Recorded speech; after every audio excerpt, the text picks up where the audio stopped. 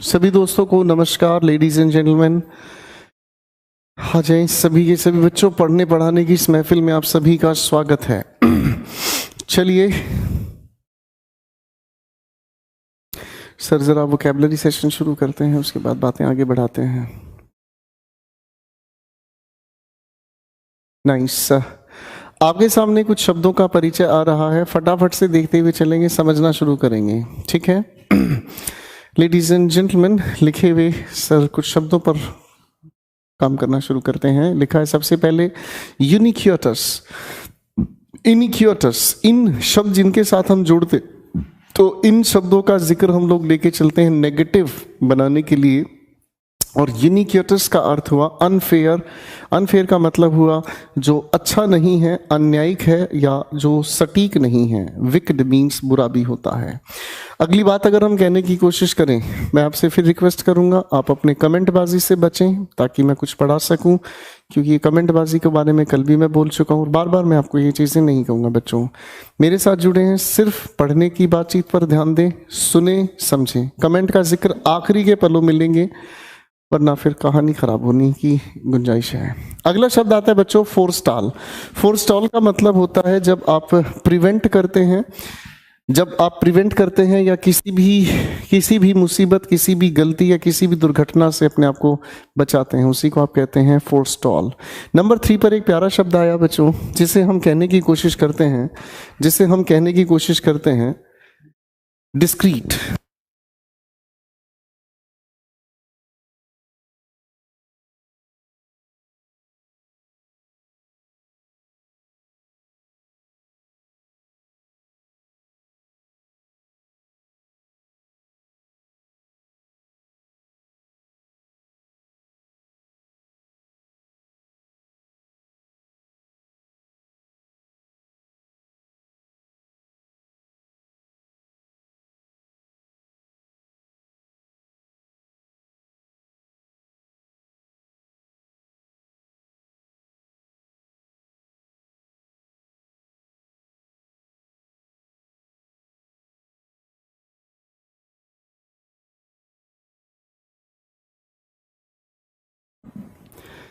लिखे हुए सेंटेंस की अगर हम बात करना चाहें तो लिखे हुए वर्ड्स की अगर हम बात करते हैं तो अगला शब्द आता है डिस्क्रीट। डिस्क्रीट का अर्थ होता है बच्चों केयरफुल। केयरफुल का मतलब हुआ वो इंसान जो सतर्क है, सचेत है, अलर्ट है।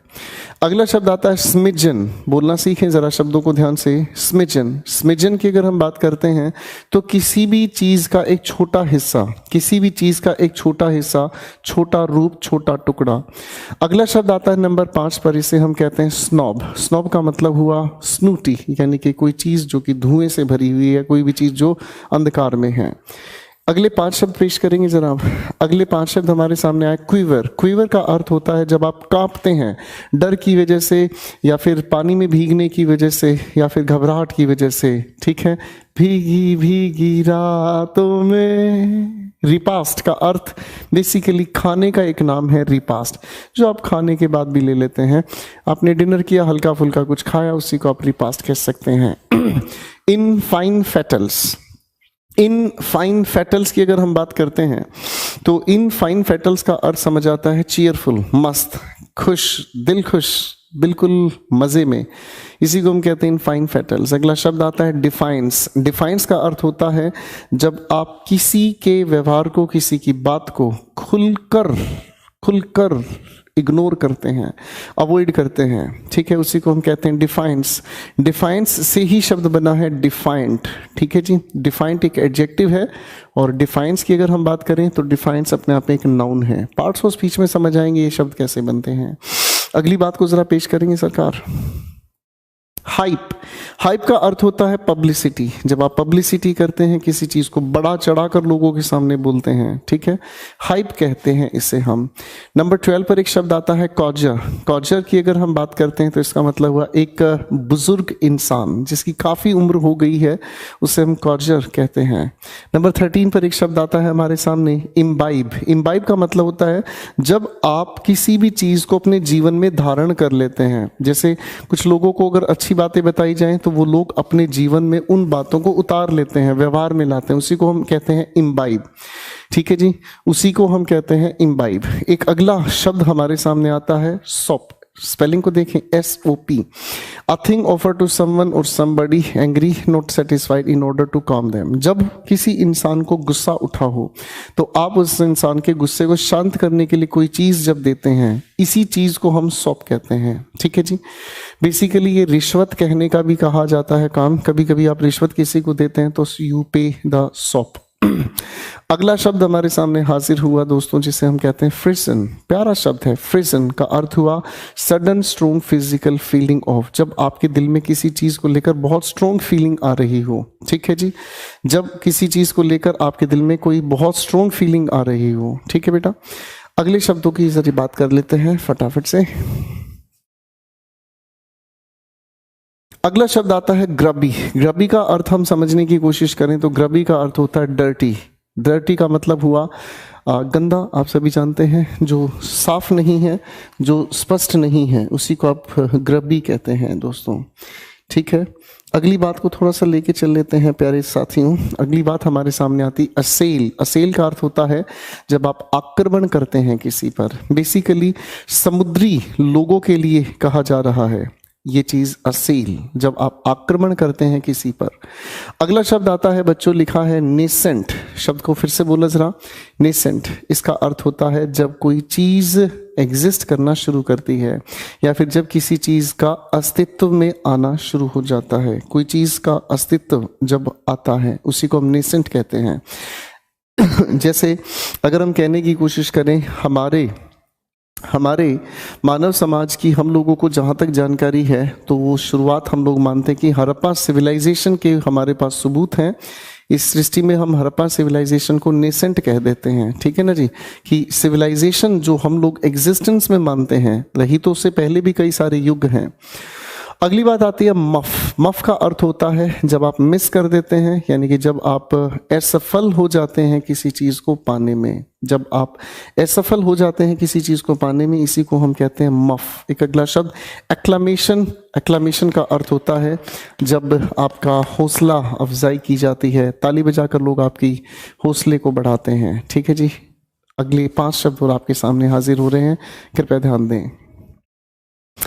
वाइल, काफी इंपॉर्टेंट शब्द है दोस्तों। वाइल, देखो ये जो 25 शब्दों का डोज आपको शुरू में दिया जा रहा है ना, इन 25 शब्दों को जब आप अपने रिवाइज करें लेक्चर्स को, तो इन्हें लिखें, सुबह देखें, लिखें, बार बार दिन में 4-5 बार पढ़ें, अपने आप याद हो जाएंगे। और ये शब्द काफ़ी महत्वपूर्ण है और ये शब्द आपकी डे टू डे लाइफ में भी यूज़ कम होते हैं, इसलिए इनको याद करना बहुत ज़रूरी है। ठीक है बेटा, नंबर 21 पर आया वाइल। वाइल का अर्थ होता है अनैतिक। मैंने क्या बोला सर? अनैतिक। अनैतिक होने का मतलब जिसे समाज स्वीकार नहीं करता। ठीक है ना जी। 22 पर आता है हमारा शब्द डिटी। डिटी हम कहते हैं सॉन्ग। सॉन्ग होने का मतलब क्या हुआ? सॉन्ग होने का मतलब हुआ कि जैसे कई बार होता नहीं कि कभी कभी कोई टीचर पढ़ाते पढ़ाते बीच में गाना गा देता है ना, मुस्कुराने की वजह तुम हो। आप भी कभी कभी किसी को देख के नहीं गुनगुना देते कोई भी छोटा सा गाना, उसी को हम कहते हैं डिटी। ठीक है भाई। नंबर 23 पर आता है एक प्यारा शब्द एट्यून। एट्यून का अर्थ होता है जब आप किसी चीज के साथ व्यवहारिक हो जाते हो या किसी भी चीज के आपको आदत हो जाती है। ठीक है, जैसे आप मेरी क्लास में जुड़ने के बाद मैंने आपको 2 दिन से समझाया कमेंटबाजी से बचना, और आप कमेंटबाजी से बच गए, और अब आपका पूरा ध्यान सिर्फ मुझे सुनने और समझने पर है। तरीका यही है, इसी को you are attuned to proper learning. अगला शब्द आता है टेम्प्ट। टेम्प्ट का अर्थ क्या हुआ? जब आप किसी के अंदर लालच पैदा करते हैं या लालच आपके मन में आता है, जी ललचाए रहा न जाए। 35 वर्ड लिखा है ब्रेट। ब्रेट हम कहते हैं बिगडैल लड़का।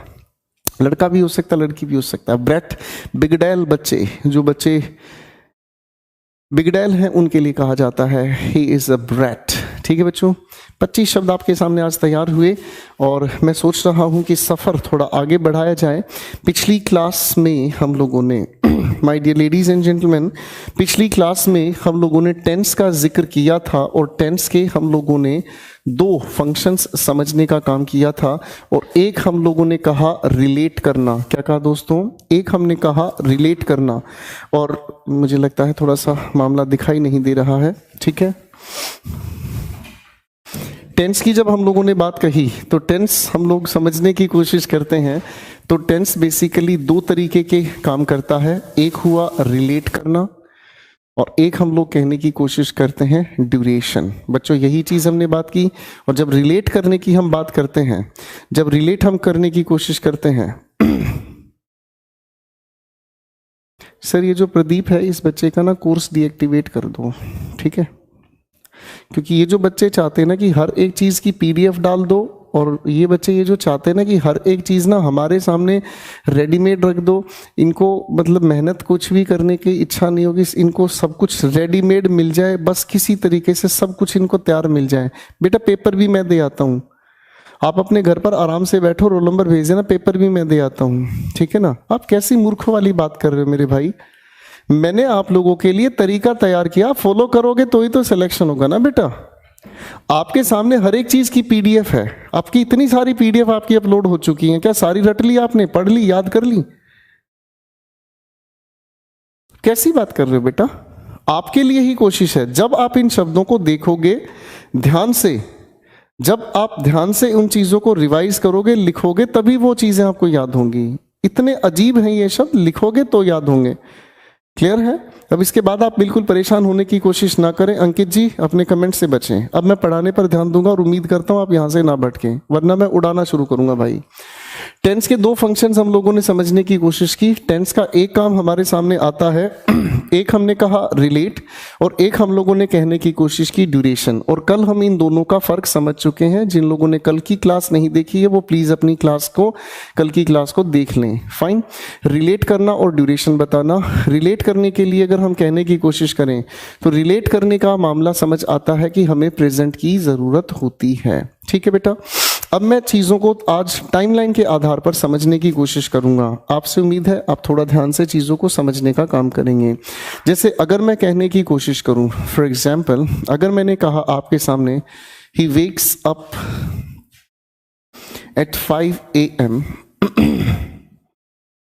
एवरी डे, तो आप अगर इस लिखे हुए सेंटेंस को ध्यान से देखेंगे तो इस लिखे हुए सेंटेंस को देखकर आप लोगों को समझ आया है कि ये सामने वाले इंसान की हैबिट या रूटीन एक्शन है। अरे भाई हाँ या ना, ये सामने वाले इंसान की हैबिट या रूटीन एक्शन है, पहली बात। दूसरी बात, हम लोगों ने एक और सेंटेंस में लिखता हूं, जैसे मैंने कहा water freezes at 0 degree Celsius. आप अगर इस सेंटेंस को ध्यान से देखेंगे तो आपको ये समझ आया कि ये वाली बातचीत तो सर यूनिवर्सल ट्रुथ की, साइंटिफिक फैक्ट की है। अरे भाई हाँ या ना, कोई दिक्कत नहीं। मैं अगर एक सेंटेंस और आपके सामने लिखता हूं मैं एक सेंटेंस अगर आपके सामने और लिखता हूं, जैसे मैंने आपके सामने कहा two complementary angles sums up 90 degree. अगर आप इसे देखेंगे तो ये भी यूनिवर्सल ट्रुथ का मैथमेटिकल स्टेटमेंट है, ठीक है। अगर मैं कहने की कोशिश करूं सुभाष चंद्र बोस सेज दिल्ली चलो, तो आप इस चीज को कहने की कोशिश करोगे तो कहे गए शब्द हैं, सेइंग आ गया हमारे सामने। अरे भाई हाँ है ना। आप अगर इन सभी की सभी चीज़ों को थोड़ा सा समझने की कोशिश करोगे तो ये सभी की सभी चीज़ें कैसे काम करती हैं। मान लीजिए दोस्तों मैं आपके सामने एक टाइमलाइन ड्रॉ कर रहा हूँ, ठीक है, इस बात को समझाने के लिए। अगर हम थोड़ा ध्यान से समझने का प्रयास करें तो ये मैंने आपके सामने बना दिया मेरे प्यारे दोस्तों प्रेजेंट, ठीक है। थोड़ा सा भी रिवर्स में अगर आप आएंगे तो ये हुआ आपका पास्ट, थोड़ा सा आगे आप आएंगे तो ये हुआ आप लोगों का फ्यूचर, ठीक है बेटा। तो ये आप लोगों के समय के अलग अलग हिस्से हुए, कोई दिक्कत नहीं यहाँ तक, ठीक है बेटा। अब मुझे चीज़ों को आगे लेकर चलना है। मैं अगर थोड़ी सी बात को ध्यान से समझूं तो पहले इसे समझते हैं। He wakes up at 5 AM yesterday। आज 5 बजे वो इंसान उठा। अगर मैं कल की बात करूं तो कल भी वो इंसान 5 बजे उठा। अगर मैं परसों मतलब जो बीत गया एक दिन और, तो भी वो इंसान 5 बजे उठा। अगर मैं एक दिन आगे जाने की कोशिश करूं तो सर उम्मीद है वो इंसान 5 बजे उठेगा। है ना। अगर 5 बजे वो उठेगा तो इसका मतलब ये वाली बात भी हमारे रूटीन तो तभी बनेगा ना जब वो आगे भी यही करेगा। तो इसका मतलब ये समझ आया कि इस एक्शन पर प्रेजेंट, पास्ट या फ्यूचर में तो कोई फर्क ही नहीं पड़ रहा है। ठीक है, एक बार फिर ट्राई करते हैं। सेंटेंस नंबर 2 पर लिखा है water freezes at 0 degree Celsius. मैं अगर आज इस समय ये एक्शन करूं, 0 डिग्री सेल्सियस करने पर आपका जो है वाटर ऑब्वियसली जम जाएगा। मैं अगर एक दिन पहले लेकर जाना चाहूँ बातचीत को तो सर 0 डिग्री सेल्सियस पर पानी जम जाता। मैं आज से अगर 10 साल पहले ये चीज़ करके देखूंगा तो 0 डिग्री सेल्सियस पर पानी जमेगा। मैं अगर आज से 50 साल पहले करूंगा तो भी पानी 0 डिग्री सेल्सियस पर जमता।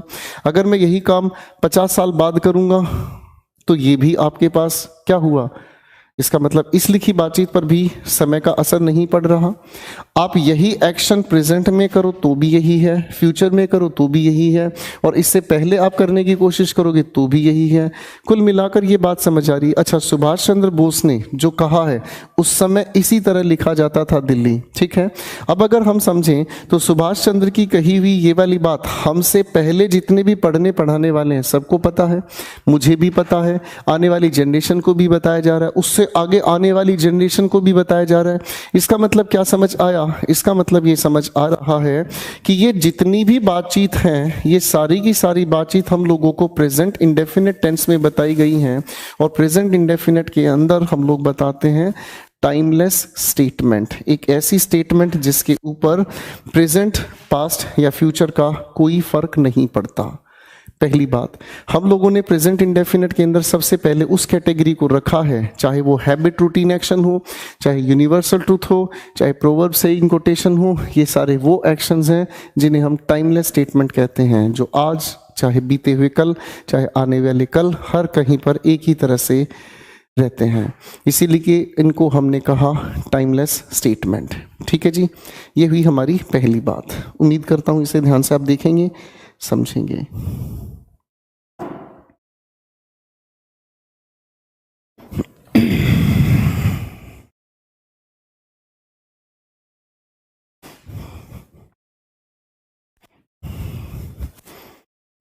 चलिए दोस्तों, एक अगली बात को थोड़ा सा फिर समझने का प्रयास करते हैं। एक अगली बात मैं आपके सामने लिखूंगा, थोड़ा ध्यान से इसे समझेंगे। मैंने आपके सामने एक छोटा सा सेंटेंस लिखा। मैंने कहा Ravi sold his car on 25th November 2019। इस सेंटेंस को थोड़ा ध्यान से देखने की कोशिश करें। अब अगर इसी लिखे हुए सेंटेंस को मैं टाइम लाइन पर ड्रॉ करने की कोशिश करूं तो बात कैसे होगी? मैं अगर इस लिखे हुए सेंटेंस को टाइम लाइन पर ड्रॉ करने की कोशिश करूं तो ये बात कैसे होगी? थोड़ा ध्यान से समझें। देखो बेटा, ये तो हमारे सामने हो गया प्रेजेंट। अरे हाँ है ना, मैंने इसको मार्क किया तो ये हुआ प्रेजेंट। अब प्रेजेंट की अगर मैं बात करूं तो आज मुझे लगता है आपकी 28 तारीख हुई, ये हो गई भाई 28 तारीख। थोड़ा सा भी रिवर्स में आओगे तो पास्ट होगा, और थोड़ा सा रिवर्स में अगर आने की बात हम करें तो 27 तारीख, एक कदम और रिवर्स में आए तो 26 तारीख, एक कदम और आए तो 25 तारीख, एक कदम और आए तो 24 तारीख। अरे भाई हाँ है ना। अब थोड़ा ध्यान से समझने की कोशिश करना बेटा। हमने इस लिखे हुए टाइम को जब ध्यान से देखा तो हमने इसके लिए पास्ट इंडेफिनिट यूज किया। क्यों? क्योंकि मेरे प्यारे भाइयों, हम लोगों ने इस प्रेजेंट से इसको रिलेट किया, तो पाया कि उस इंसान ने अपनी गाड़ी को पास्ट के स्पेसिफिक टाइम पर बेचा है। यानी कि इस टाइम को हम बताने की कोशिश करते हैं तो हम इसे रिलेट कर रहे हैं प्रेजेंट से। किससे रिलेट कर रहे हैं? प्रेजेंट से। अब अगर मान लो मैं यही सेंटेंस फिर से लिखने की कोशिश करता हूं। मैंने आपके सामने एक सेंटेंस लिखा, Ravi has completed his project so far. हम लोग इस लिखे हुए सेंटेंस की हिंदी जानते हैं, वैसे हिंदी से ताल्लुक मैं कम रखता हूं, बड़े ध्यान से समझें। अगर मैं कहने की कोशिश करूं कि रवि ने अपना प्रोजेक्ट अभी अभी कंप्लीट किया है, तो मैं इस चीज़ को थोड़ा सा टाइमलाइन पर ड्रॉ करके समझाने की कोशिश करूंगा। बच्चों ध्यान से समझना, ये मैंने आपके सामने बनाने का काम किया प्रेजेंट। अरे भाई हाँ है ना। मैं अगर प्रेजेंट के समय को देखने की कोशिश करूं तो प्रेजेंट का समय मेरे सामने हुआ 9 PM। ठीक है बच्चों, अगर थोड़ा सा रिवर्स में जाने की मैं कोशिश करता हूं तो रिवर्स में जाने का मतलब जो भी बात होगी हमारे सामने पास्ट होगी भाई। अरे भाई हाँ है ना। अब मुझे सेंटेंस का मीनिंग समझना है। आपने कहा Ravi has completed his project so far. चीजों को ध्यान से समझने की कोशिश करना। मैं अगर कहूं मैं 1 कप चाय पी चुका हूं, मेरे सेंटेंस को ध्यान से सुनना। मैं अगर कहूं मैं 1 कप चाय पी चुका हूं, चाय थोड़ी देर पहले कहाँ थी? कप में। अब चाय कहाँ है? पेट में। अरे हाँ या ना। कहने के लिए तो ये सेंटेंस हिंदी में प्रेजेंट में कहा गया है, लेकिन अगर आप समझें तो ये एक्शन पास्ट का है। अरे हाँ या ना। मैं अगर कहना चाहूँ मैं 1 कप चाय पी चुका हूँ, चाय पहले कहाँ थी? कप में। अब चाय कहाँ है? पेट में। इसका मतलब एक्शन तो चाय पीने का पास्ट से है। अब ये पास्ट कैसे हुआ थोड़ा ध्यान से समझो। अब इसी लिखे हुए सेंटेंस की अगर हिंदी में समझाना चाहूँ, रवि ने अभी अभी प्रोजेक्ट कंप्लीट किया है, इसका मतलब क्या समझ आया? रवि ने इस एक्शन को अभी अभी कंप्लीट किया है, इसका मतलब क्या हुआ? कंप्लीट करने का असर तो प्रेजेंट में देखा जाता है, और रवि ने एक्शन जो कंप्लीट किया है वो अभी से थोड़ी देर पहले है। अरे हाँ ना। अब ये तो आपका प्रेजेंट है, ये तो आपका प्रेजेंट है, इससे 1 कदम पहले ही जाओगे तो कौन सी तरफ इशारा हुआ? पास्ट। कौन सी तरफ इशारा हुआ? पास्ट। अब अगर ये पास्ट की तरफ इशारा कर रहा है, लिखा ये प्रेजेंट परफेक्ट में है, इसी वजह से हम लोग जब प्रेजेंट परफेक्ट को डिफाइन करने की कोशिश करते हैं तो प्रेजेंट परफेक्ट बेसिकली कहलाता है रिसेंट पास्ट। एक ऐसा पास्ट जो अभी अभी पास्ट बना है। फिर से बोलना समझना चाहेंगे, एक ऐसा पास्ट जो पुराना पास्ट नहीं है, जो अभी अभी पास्ट बना है। मैं इस बात को फिर हिंदी में कहूंगा। मैंने कहा मैं 1 कप चाय पी चुका हूं, चाय थोड़ी देर पहले कप में थी, अब चाय पेट में है। अगर मेरे सामने 1 कप चाय और लाई जाए, क्या मैं पी पाऊंगा? मुझसे नहीं पी जाएगी। मैं क्या कहूंगा? अरे यार अभी अभी तो पी है। इसका मतलब क्या हुआ? ये एक ऐसा एक्शन है जो पास्ट में हुआ, लेकिन पास्ट अभी अभी जो पास्ट बना है। इसीलिए हम लोग पास्ट स्पेसिफिक टाइम बताने के लिए तो यूज करते हैं बच्चों पास्ट इंडेफिनिट, ठीक है, और रिसेंट पास्ट बताने के लिए हम यूज करते हैं प्रेजेंट परफेक्ट। पहले इन दोनों बातों को थोड़ा ध्यान से देखें, फिर मैं आगे लेकर चलना चाहूंगा। ये बहुत इंपॉर्टेंट दायरे हैं बच्चों, इनको अगर आपने समझ लिया तो बेहतरीन लेवल के सवाल अपने आप हल करने के लायक हो जाओगे।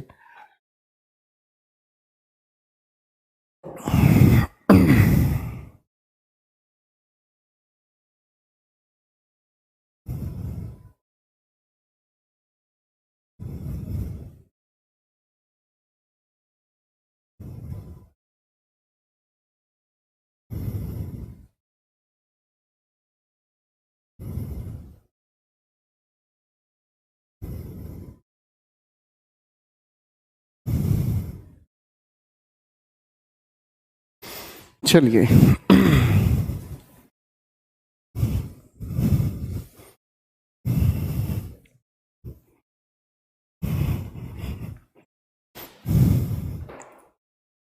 एक अगली बात को हम समझने की कोशिश करते हैं। मैं अगर थोड़ा ध्यान से इस बात को समझने का काम करता हूं, जैसे मान लीजिए अगर मैं कहने की कोशिश करूं एक छोटा सा सेंटेंस, इट इज रेनिंग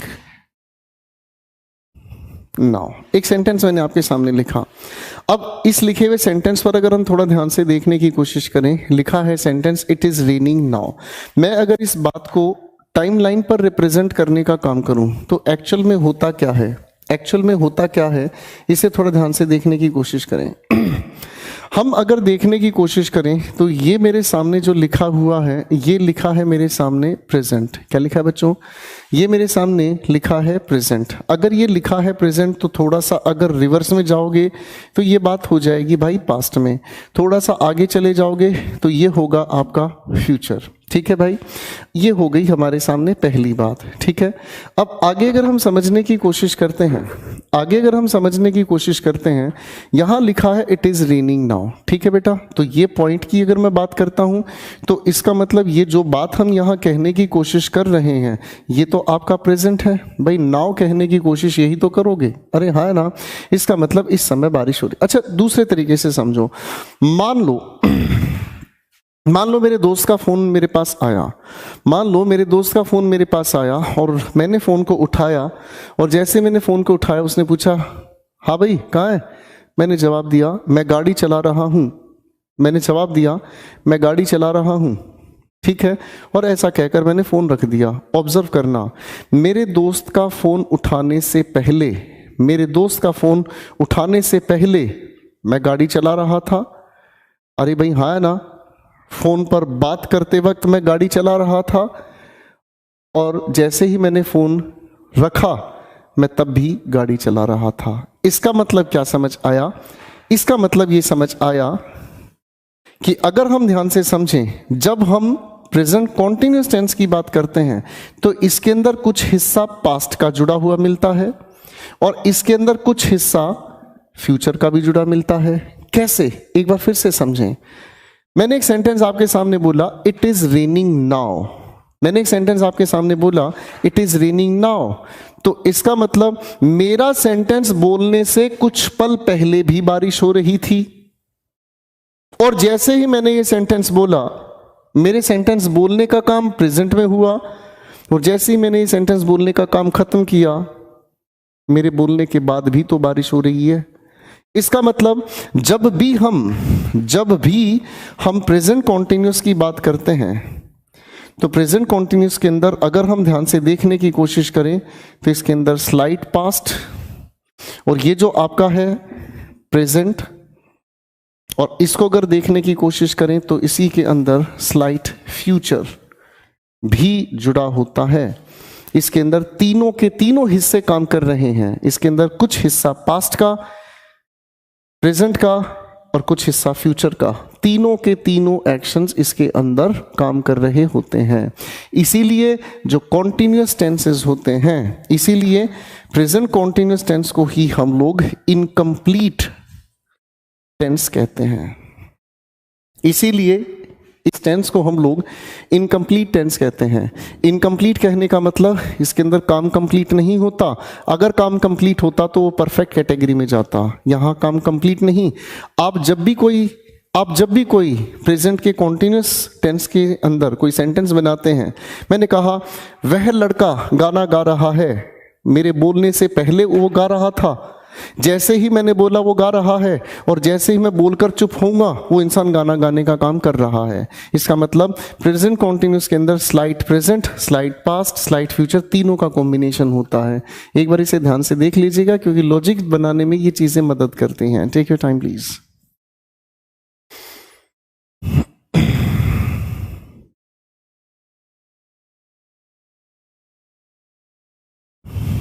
चलिए थोड़ा आगे चलते हैं।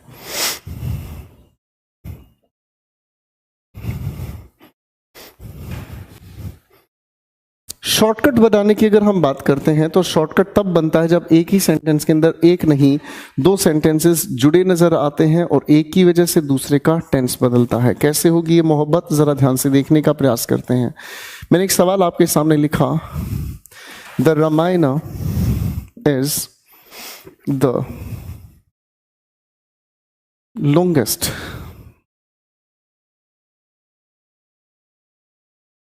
poem that I blank। एक चॉइस read, एक चॉइस have read, एक चॉइस am reading और एक choice had read।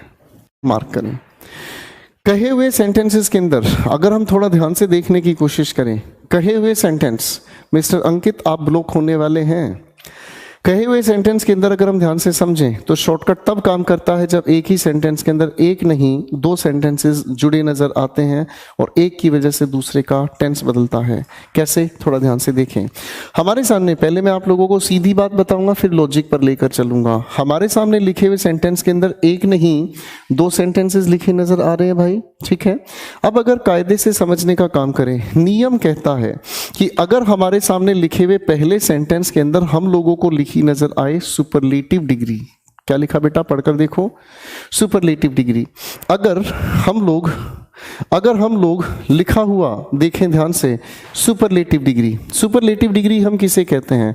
Superlative degree हम कहते किसे हैं, थोड़ा समझें। मैंने कहा हाई, हायर, हाईएस्ट, मैंने कहा इजी, इजियर, इजीएस्ट, मैंने कहा comfortable, more comfortable, most comfortable. तो सुपरलेटिव डिग्री की जो शब्दों की अगर हम बात करें, तो सुपरलेटिव डिग्री की अगर हम बात करते हैं तो सुपरलेटिव डिग्री शब्दों के साथ हम लोगों को जुड़ा हुआ मिलता है EST, हम लोगों को जुड़ा हुआ मिलता है IEST, हम लोगों को जुड़ा हुआ मिलता है मोस्ट, हम लोगों को जुड़ा हुआ मिलता है लीस्ट। तो सुपरलेटिव डिग्री इनमें से किसी भी तरीके से लिखे हुए शब्द के साथ हमें मिलता है। तो नियम कहता है कि आने वाले सेंटेंस के साथ हम लोग लिखकर चलाते हैं काम, और वो टेंस का नाम है बच्चों परफेक्ट। क्या कहा बच्चों? टेंस का नाम है परफेक्ट। अब चीज़ों को समझें ध्यान से। अगर ये लिखी हुई बातचीत हमें लिखी मिली प्रेजेंट, तो हम आगे बताने की कोशिश करते हैं प्रेजेंट का ही परफेक्ट। और अगर यहाँ पर हम लोगों को लिखा मिलता है सुपरलेटिव डिग्री पास्ट में, तो आने वाले टेंस का जिक्र हम करते हैं पास्ट के ही परफेक्ट के साथ। अब थोड़ा सा ध्यान से समझें, अब थोड़ा सा ध्यान से समझें। इस लिखे हुए सेंटेंस में अगर हम देखें, ये रही हमारी सुपरलेटिव डिग्री प्रेजेंट टेंस के साथ, इसीलिए हम लोगों का आंसर तैयार हुआ। ठीक है। अगर यहाँ पर लिखी हुई बातचीत में इसकी जगह लिखा हुआ मिलता वॉज, तो भैया फिर हम लोग चुनते हैड रेड। क्लियर है?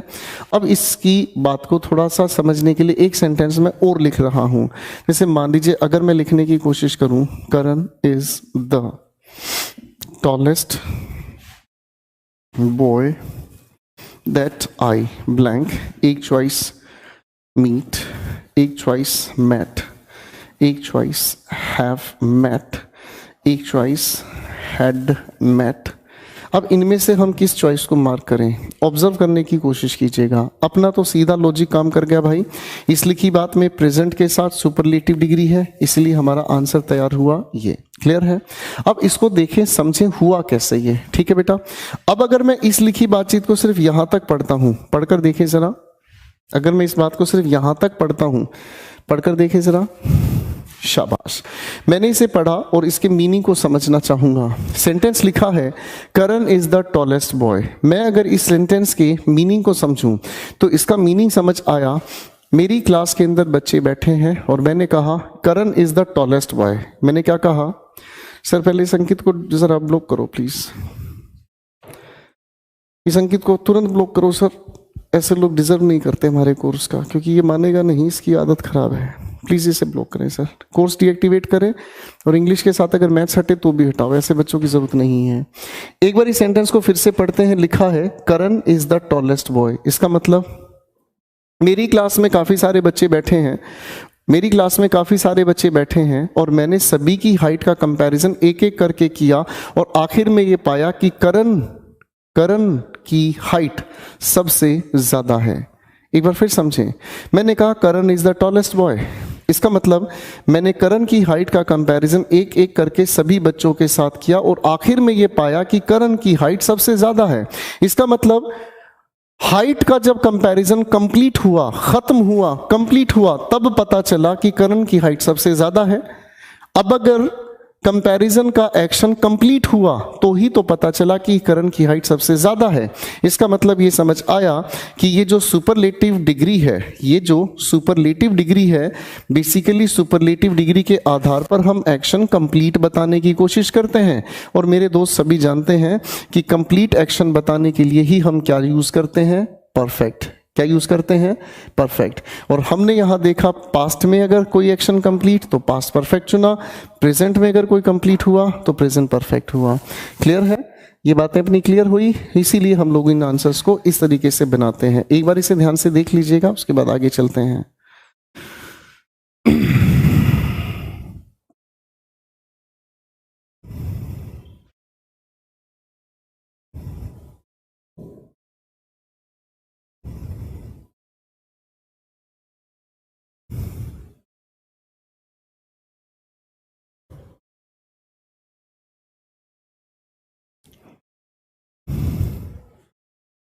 आई होप आप लोगों ने इस चीज को देख लिया होगा।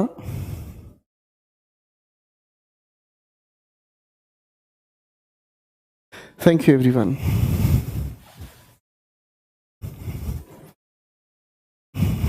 आप लोग विद्वान नहीं है अगर आप किसी भी सवाल का आंसर दे देते हैं, आप विद्वान नहीं है।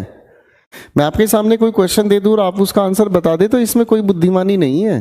बुद्धिमानी इसमें है कि बड़े ध्यान से हर एक चीज को सुने और समझें, क्योंकि जिस चीज की आज मैं आप लोगों की आदत डाल रहा हूं अभी बहुत बड़ा सिलेबस है, बहुत कुछ सीखना है। और आज जिस बच्चे की आदत बिगड़ गई ना कि वो सोच रहा है कि कमेंट बनकर वो हीरो बन जाएगा, सर मेरी नजरों में कोई हीरो नहीं है। अरे मेरी नजरों में मैं खुद हीरो नहीं हूं। मेरे को इन्फ्लुएंस करने के लिए जवाब ना दें प्लीज। मैं बार बार एक चीज कह रहा हूं, इस बैच से वो रैंक निकालेगा जो ध्यान से सुनेगा, समझेगा और सीखेगा। सर ये अंकित बच्चा है, इसको प्लीज ब्लॉक करें, इसको जरूरत नहीं है कोर्स की।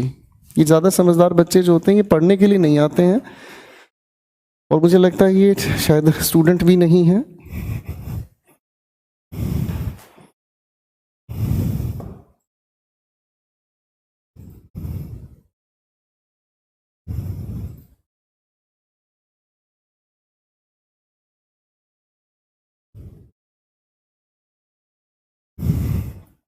चलिए, ये तो हम लोगों ने समझा कि हम लोगों के टेंसेस एक्चुअल में किस तरीके से काम करते हैं। ठीक है बच्चों, अब आगे लेकर चल लेते हैं इस बात को। मैं एक छोटा सा लॉजिक और आपके सामने रखने की प्रयास करूंगा, और हमारे सामने लिखे हुए सेंटेंसेस के अंदर शॉर्टकट कितनी खूबसूरती से बनते हैं ये एक बार आपको समझ आ गया, आप हमेशा हमेशा के लिए चीज़ों को समझ जाएंगे।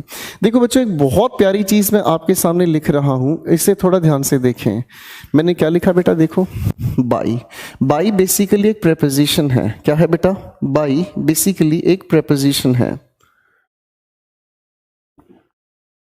अगर बाई एक प्रेपोजिशन है तो ये एक ऐसी प्रेपोजिशन है जो हमें बताने की कोशिश करती है कंप्लीटनेस ऑफ टाइम। क्या बताती है बच्चों? Completeness of time. अगर आप इस कंप्लीटनेस को थोड़ा सा ध्यान से समझने का काम करोगे तो कंप्लीट को बताने के लिए ही आप यूज करते हैं भाई साहब क्या चीज?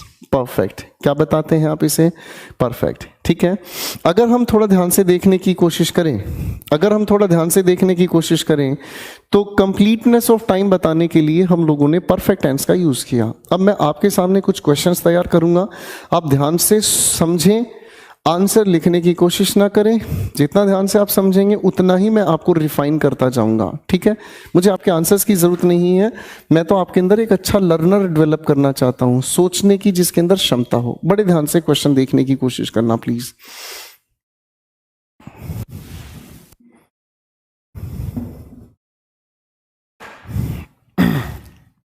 ठीक है बच्चों, अब इस लिखी हुई चॉइस में हमारे सामने अगर मैं कहने की कोशिश करूं हैज,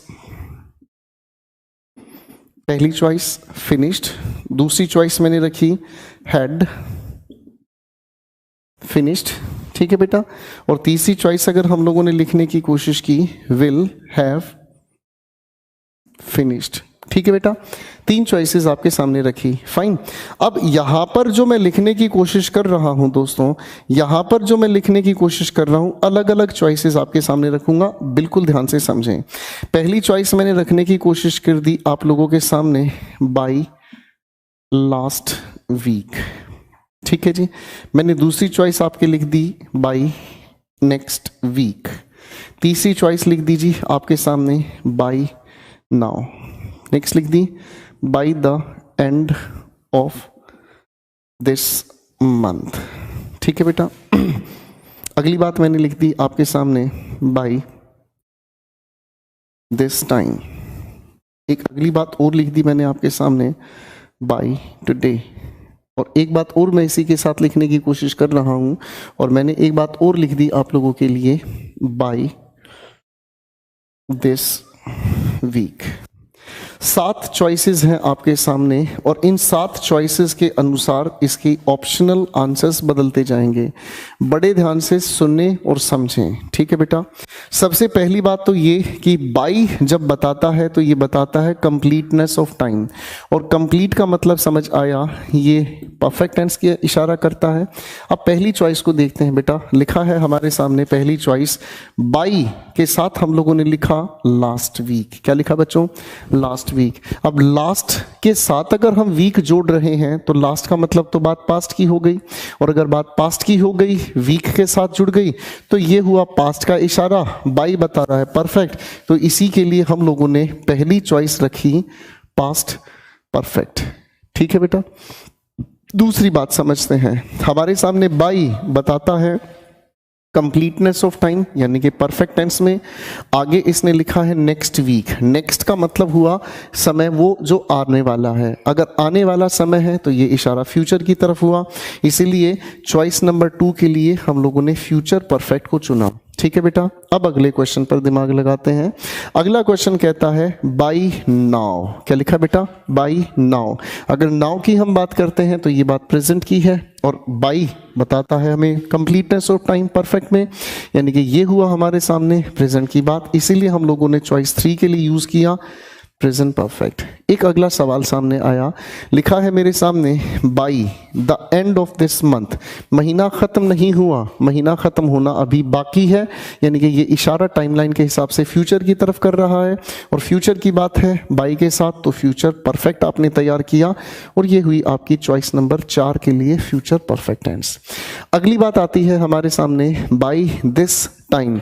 अगर दिस टाइम की हम बात करें तो ये प्रेजेंट की बात कर रहा है, और जब प्रेजेंट की आप बात कर रहे हैं बाई के साथ तो ये प्रेजेंट के ही परफेक्ट के साथ चुना गया, इसलिए चॉइस नंबर 5 भी आपकी प्रेजेंट परफेक्ट के हिसाब से चली।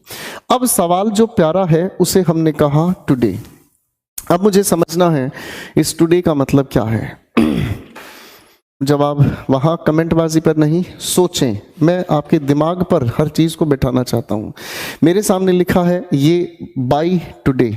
अब इस टुडे को देखकर नहीं समझा भाई टुडे है तो है क्या। टुडे का तो हम तीनों टेंस में यूज़ कर सकते हैं। टुडे को हम हिंदी में कहते हैं आज। अरे भाई हाँ या ना, टुडे को हम कहते हैं आज। मैं हिंदी में सेंटेंस बोलता हूँ, ध्यान से सुने। मैंने कहा मैं आज उससे मिला था, टुडे का मीनिंग पास्ट में गया। मैंने कहा मैं आज उससे मिलूंगा, टुडे का इशारा फ्यूचर की तरफ हुआ।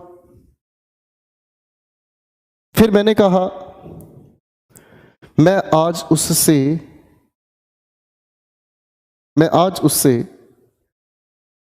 मिला हूं, मुझे तो ये प्रेजेंट में लग रहा है।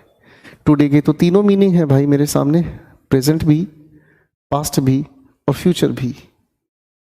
बात को ध्यान से समझना। अब इसके पीछे कहानी क्या, थोड़ा ध्यान से समझें। थोड़ी देर पहले दोस्तों मैंने आप लोगों के सामने एक बात बताई थी कि टेंस 2 फंक्शन करता है, एक रिलेट करना और एक ड्यूरेशन बताना। थोड़ा ध्यान से समझें। मैं अगर इस टुडे को टाइम लाइन पर रिप्रेजेंट करने का काम करता हूं तो इस टुडे का इनफैक्ट मीनिंग क्या है कि मैंने आपके सामने टाइमलाइन ड्रॉ की बेटा, ठीक है, ये मैंने आपके सामने टाइमलाइन ड्रॉ की भाई। अब अगर मैं इस टुडे को रिप्रेजेंट करने की कोशिश करूं तो इस टुडे का मतलब हमारे समझ आता है कि आज का ये जो थर्सडे है ये पूरा का पूरा टुडे है।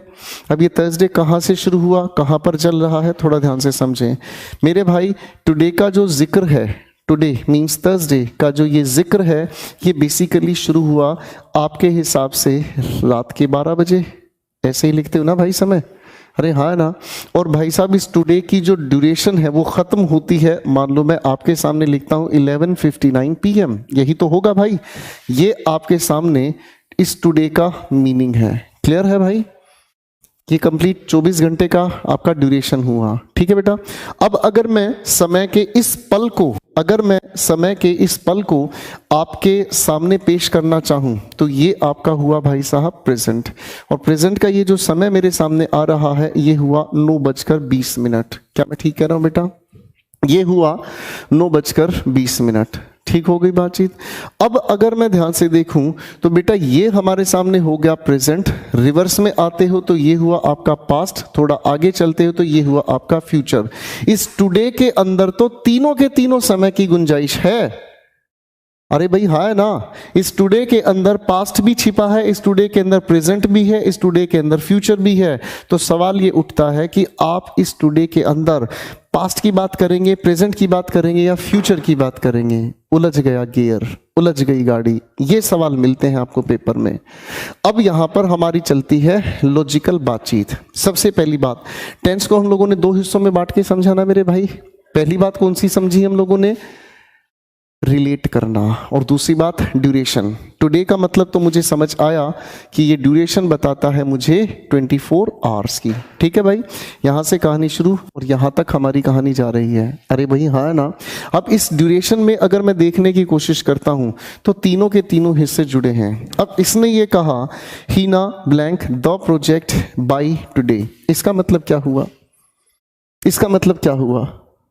इसका मतलब ये समझ आया कि जब भी हम इसे परफेक्ट की सेंस में लेकर चलते हैं, जब भी इसे हम परफेक्ट की सेंस में लेकर चलते हैं, तो हमेशा ये बचे हुए हिस्से की तरफ इशारा करता है। किस तरफ इशारा करता है?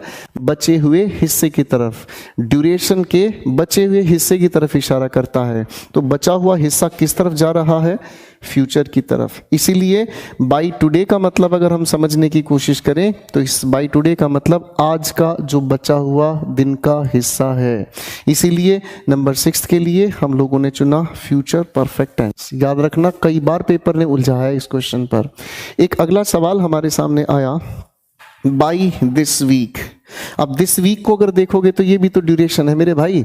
इस टुडे की बात को हटाकर इस टुडे की बात को अगर हटाकर मैं यहीं पर दिस वीक लिख डालूं तो भैया आपका जो दिस वीक है वो शुरू हुआ है आपके मान लीजिए संडे से, और यहां पर ये कहानी जाकर खत्म होगी आपके सैटरडे से। अरे हाँ है ना। आज का जो दिन है वो आपकी तरफ से हुआ थर्सडे। अरे भाई हाँ है ना। तो भाई साहब बात तो ये भी वहीं की वहीं है, दिस वीक भी तो ड्यूरेशन ही बता रहा है। तो जब भी हम इसे परफेक्ट की बात करते हैं तो बचे हुए हिस्से की तरफ इशारा हुआ। इसीलिए हम लोग इसके लिए भी चुनते हैं फ्यूचर परफेक्ट टेंस। इसे बड़े ध्यान से समझ लेना मेरे दोस्तों, कहानी काम आएगी आपके। एक बार ध्यान से लिखें फिर आगे चलते हैं।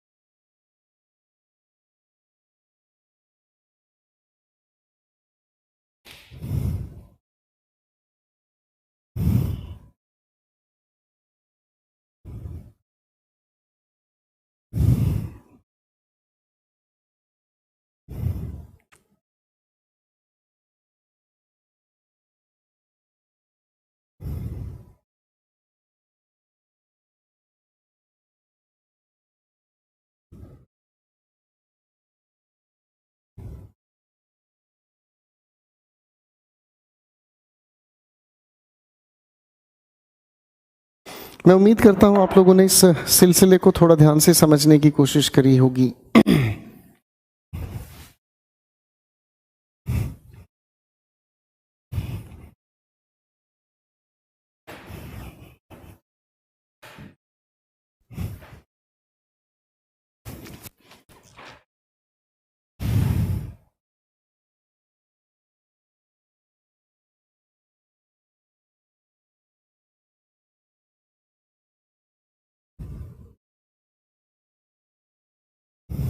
चलो जी, यहां तक की बात हम लोगों ने समझी। अब थोड़ा सा आगे लेकर चल लेते हैं चीजों को। टेंस को समझने के लिए हम लोगों ने छोटे छोटे आधार बना लिए हैं। फाइन, टेंस को समझने के लिए हमने छोटे छोटे आधार बना लिए हैं और इन्हीं आधारों पर क्वेश्चन घूमते हैं। फाइन, अब मैं आपको थोड़ा सा और दूर लेकर चलता हूं, थोड़ा ध्यान से समझें। मैं अगर कहूं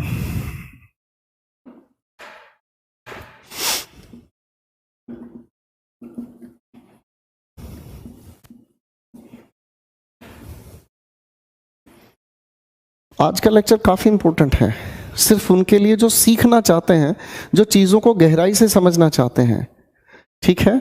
और जो बर्बाद है उनका तो कुछ मैं कर ही नहीं सकता, ठीक है ना जी। और हो सकता है आप लोगों को लग रहा हो कि मैं थोड़ा सा चीज़ों को लेकर रूड हूँ, मेरा रूड होने से कोई लेना देना नहीं है।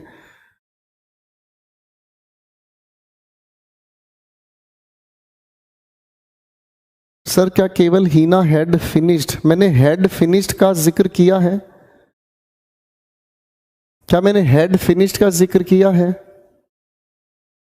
जब हेड फिनिश का जिक्र किया नहीं तो तुम क्यों बिना बात यार परेशान कर रहे हो? तुम एक काम करो, अपने कमेंट कर लो, मिलता हूं आप लोगों से कल आपकी क्लास में। अपने कमेंट करो भैया, मैं आगे नहीं पढ़ा रहा हूं आज। Thank you very much, good night, sleep well. अब अपने कमेंट करो बेटा, आज आप लोग सारे अपने कमेंट करो। Thank you everyone, God bless you. Comment करो बेटा।